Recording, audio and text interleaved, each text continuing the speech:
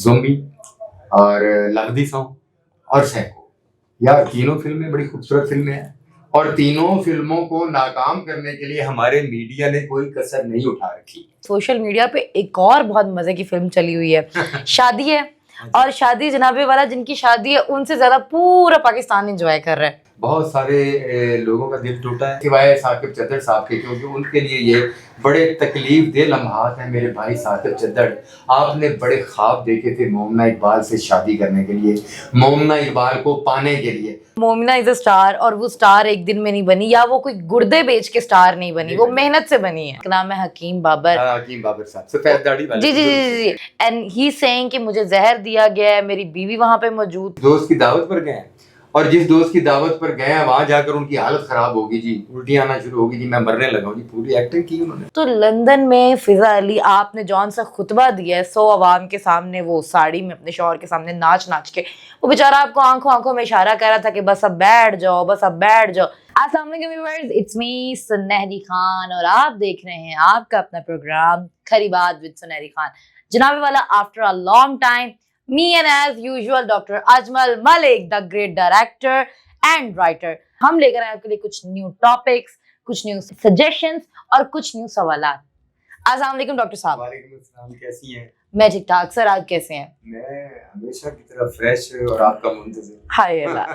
Sir Eid कैसी गुजरी आपकी? सर ईद तो गुजरी है ना बकरों की कुर्बानी में, और वो क्या कहते हैं खला मंगना लेने का आ गया। बकरे दो थे, खाने लेने वाले ज्यादा थे, फिर सोचा कि इनके पीसेस कर दिए जाएं।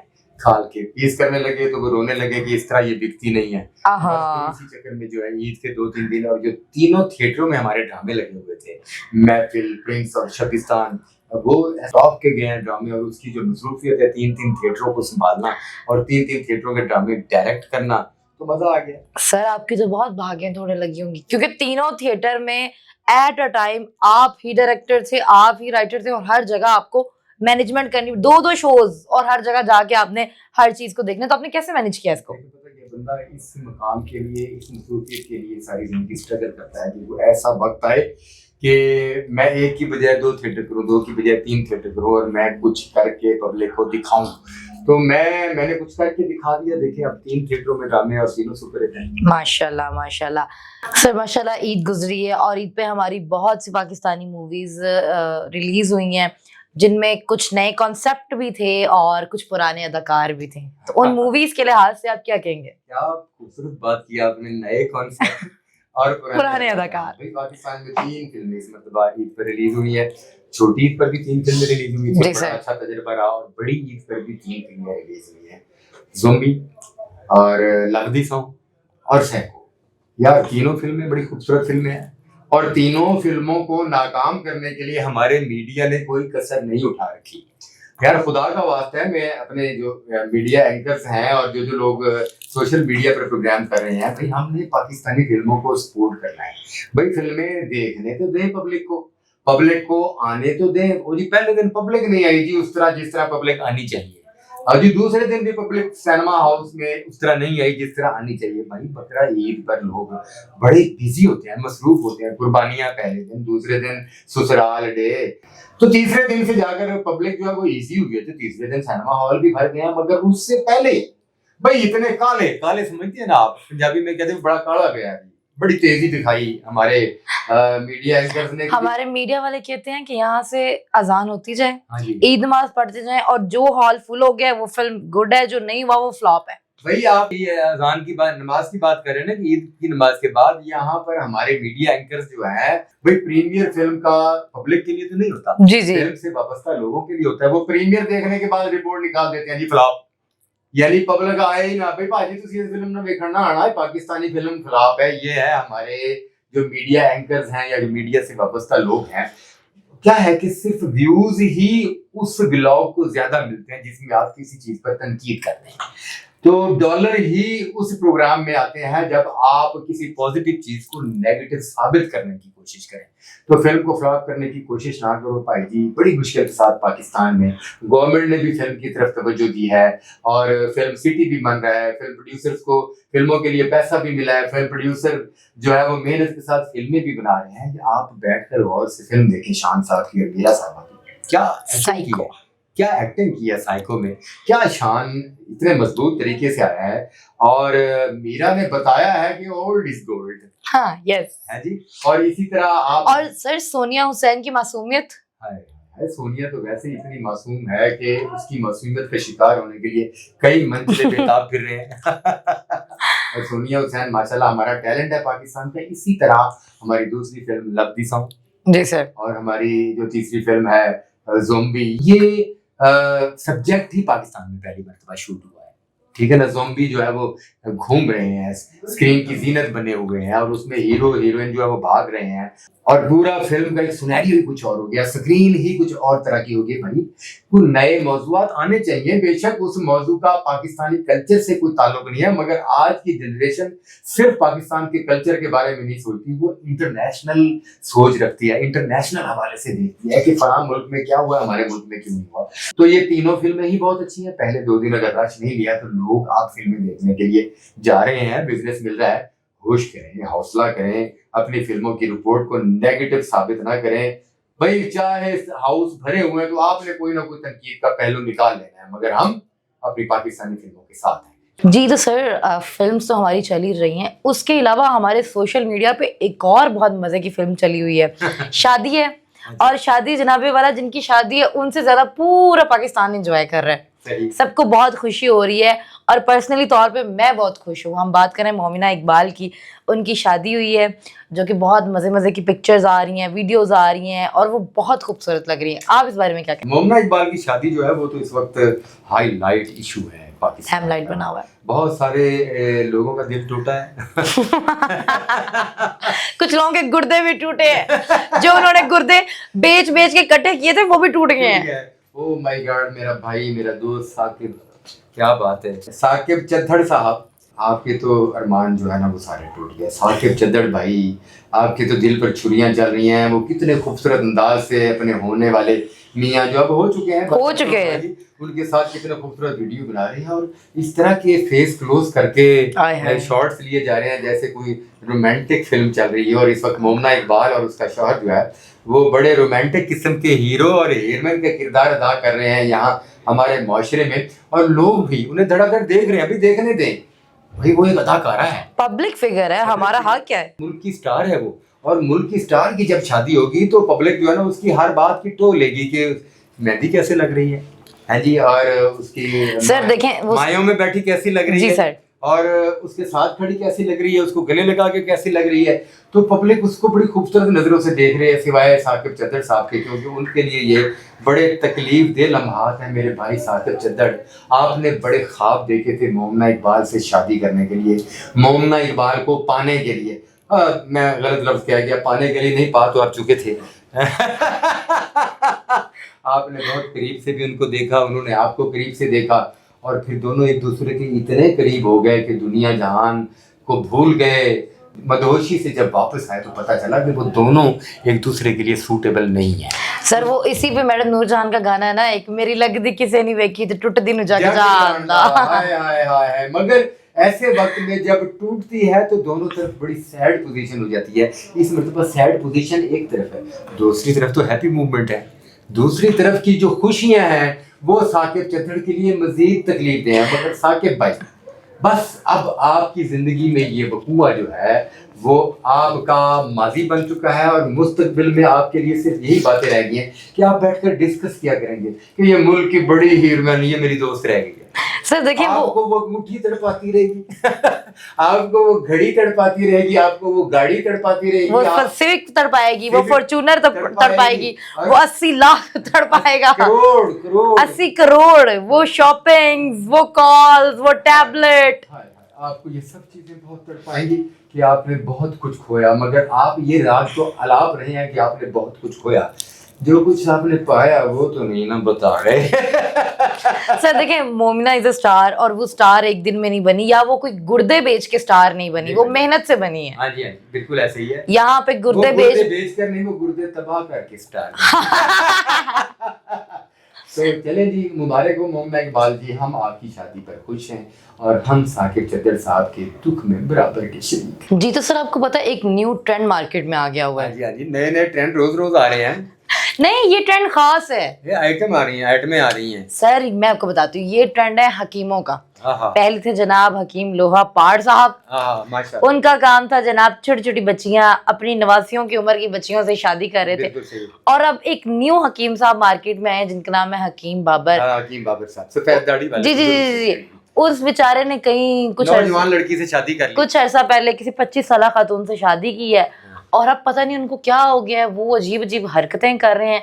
एंड ही सेइंग कि मुझे जहर दिया गया है, मेरी बीवी वहां पे मौजूद थी। आप इस बारे में क्या असल कहेंगे? में बात बता कि सोशल मीडिया का जो नशा है ना, सुने जी सर। ये बड़ा गंदा नशा है।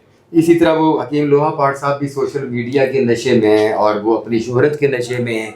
खुद को भी गंदा कर लिया, बीवी भी हाथ से गंवा ली, घर में भी इज्जत नहीं रही। और अब क्लिनिक पर भी लोग नहीं आते। क्लिनिक तो बाहर लंघन वाले बाकायदा कि हकीम साहब तो अनु को कुड़ी चाहिए था दसना। अब जो उनके गाहक थे उनकी ये पोजीशन होगी। तो उसी को देखकर ये जो हकीम बाबर साहब हैं, ये इनको भी सोशल मीडिया पर आने का शौक था। इनको कहीं हाथ चढ़ गई, 20-25-30 साल की औरत तो हाथ चढ़ गई, भाई आपने शादी कर ली, आप नाना हैं, आप दादा हैं, पहले तो आपको शर्म आनी चाहिए थी कि आप हिकमत कर रहे हैं, आप इस्लामाबाद गए, आपके 2-4 नुस्खे अचानक जो है वो कामयाब हो गए, लोग आपके पीछे चल पड़े, फिर आपने शादी करके बीवी को भी सोशल मीडिया पर ले आए, ठीक है ना जी। और फिर एक एक को दिखा रहे किस दोस्त की दावत पर गए हैं, और जिस दोस्त की दावत पर गए हैं वहां जाकर उनकी हालत खराब होगी जी, उल्टी आना शुरू होगी जी, मैं मरने लगा हूँ जी। पूरी एक्टिंग की उन्होंने। वो खातून भी घबरा कर ऊपर जो है ना देख रही है साथ साथ, हालांकि उसके चेहरे पर घबराहट नहीं, उसके चेहरे पर खुशी थी।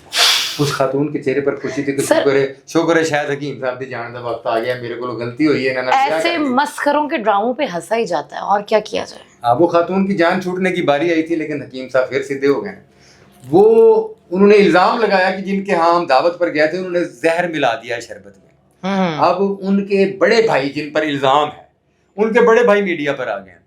उन्होंने कहा जी खुदा का वास्ता, हम इज्जतदार और शरीफ लोग हैं, मेरे भाई ने इसको अपने यहाँ इसके कहने पर दावत पे बुलाया, खाने पे बुलाया, इसकी खिदमत की। अब ये बंदा ये बीवी को लेकर एक एक की दावत पर जो जा रहा है, ये शराबी है, मंशियात का इस्तेमाल करता है, मंशियात की कहीं से डबल डोज लेकर आया है। यहाँ अगर उसकी हालत ख़राब होगी और ये कहता है जी इन्होंने मुझे जहर पिला दिया है।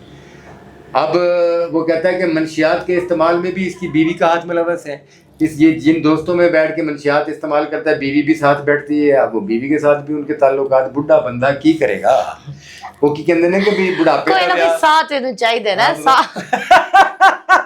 बुढ़ापे का ब्याह जो है ना जी, वो हमेशा हम साहे वास्ते होता है, किसी ने गलत नहीं कहा। तो उन्होंने कहा कि उसके सारे मेडिकल टेस्ट हुए, मेडिकल टेस्ट में 3 डॉक्टरों के बोर्ड ने क्लियर करार दे दिया कि इसको कोई जहर नहीं दिया गया। उसने स्टंट बनाया है सोशल मीडिया पर एक मरतबा फिर हिट होने के लिए, और वो जो है वो सारा जैली निकल आया।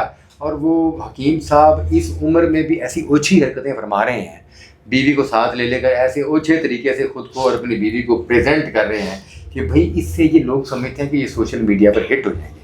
भाई मैं कहता हूँ कि सोशल मीडिया पर कुछ लोग ऐसे हैं जिनको बहुत ज़्यादा गालियाँ पड़े ना तो वो कहते हैं मैं हिट हो गया।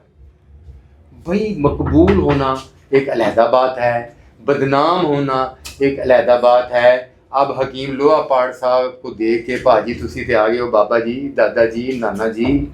अब इस नाना जी को देख कर को बाकी हकीम ना कुछ कुड़ियां पढ़ के 4 पैसे दे के उन्हां दी गुरबत नाल खेल के छेतर बहुत पैंदे, ये हटो इस काम तो, इस काम से हटें। माशरे में आप लोग बिगाड़ का बायस बन रहे हैं। और वो बीबी जिन्होंने हकीम साहब से शादी की है, आप ही थोड़ा सा ख्याल करें, हकीम साहब को मारें छितर और उनको घर बिठाएं कि बीवियों को घर बिठाया करते हैं, बीवियों को सोशल मीडिया पर लाकर बेचा नहीं करते। और जो साहब बैठे सोशल मीडिया पर हाथ जोड़ रहे हैं कि साढ़े खानदान की जान छो, उसी तुहानू जहर नहीं दिता, वो को खानदानी और शरीफ आदमी लग रहे हैं। तो हकीम बाबर साहब आप भी कुछ शरीफ आदमी होने का सबूत दें। डॉक्टर साहब ये फिजा अली को क्या हुआ है? उसे क्या हुआ, बुखार हो गया, फोड़ा निकल आया किधरे, गाना खास्ता वो कोमे में चली गई है। सर मुझे लगता है कि शादी के बाद ना उसके दिमाग का थोड़ा सा मसला हो गया है। वो शादी के बाद का नहीं है, ये दिमाग का मसला उसे बचपन से है, बचपन से है। उसकी जिंदगी में जितने मर्द आए वो इस बात की तस्दीक करते हैं कि उसके दिमाग में कोई फोड़ा है, उसको कोई प्रॉब्लम है, और वो किसी भी कंट्रोवर्सी में रहने के लिए आखिरी हद तक भी जा सकती है। कि उमर आदिल साहब ये नाचने वालियों को प्रमोट करते हैं, उनकी साइड लेते हैं, ये करते हैं, वो करते हैं। तो लंदन में फिजा अली आपने जौन सा खुतबा दिया है 100 अवाम के सामने, वो साड़ी में अपने शौहर के सामने नाच नाच के, वो बेचारा आपको आंखों आंखों में इशारा कर रहा था कि बस अब बैठ जाओ, बस अब बैठ जाओ। लेकिन बुढ़ी घोड़ी लाल लगाम, क्या कर सकते हैं सर, आप इस बारे में क्या कहेंगे? बात यह है कि शोहरत की भूख जो है ना, वो इंसान को नंगा होने पे भी मजबूर कर देती है। जी सर। और शोहरत की भूख जो है वो इंसान को सारी दुनिया की नज़रों में भी गिरा देती है। मगर वो शोहरत का भूखा बंदा नंगा हो जाता है, सारी दुनिया के नज़रों में गिर जाता है। वो कहता है किस तरह लोग मुझे पहचाने कि मैंने एक और घटिया हरकत कर दी। मैंने देखो, आप लोग समझ रहे थे कि मुझे थोड़ी सी अकल आ गई है और मैं घर बैठ गई हूँ या इज्जत से प्रोग्राम करने लगी हूँ। नहीं नहीं नहीं नहीं नहीं नहीं, मैं हर घटिया हरकत जो है वो करने के लिए तैयार हूँ। और उसने वो वहाँ यूके में जाकर, वो एक कंसर्ट था हिंदुस्तानी सिंगर का, और उसमें वो उठकर हज़ारों लोगों के सामने अपने मियाँ के गले में बाहें डालकर इस तरह नाची है कि वो जो थिएटर की रकासाओं पर एतराज़ किया करती थी, उसने थिएटर की रकासाओं के तमाम रिकॉर्ड किए। हम तो जनाबे वाला जो भी हमें देखने आते हैं, हमारे फैंस होते हैं, हमारे चाहने वाले होते हैं, हमारे फ़न की पजीराई करते हैं। आप वहाँ पे नाच रही थी, तो जो वहाँ जाके नाचते हैं वो नाचने वाली नहीं होती, जो जहाँ स्टेज पे खड़े होके फ़न को फ़रोग देते हैं, जो डायलॉग्स बोलते हैं, जो रक्स करते हैं, तो बताते हैं कि भाई दिस इज़ कॉल्ड डांस, तो वो नाचने वाली हैं। आपका शौहर आपको आंखों आंखों में इशारे कर रहा है, भाई बैठ जाओ बैठ जाओ बैठ जाओ। उसकी बेमासूमियत और उसकी बेबसी देखने वाली थी। उसके शौहर की बेबसी देखने वाली थी। उसका वो ये आलम था कि अगर मैं लोगों में ना हूं तो इस खातून पर मैं थप्पड़ों की बारिश कर दूं।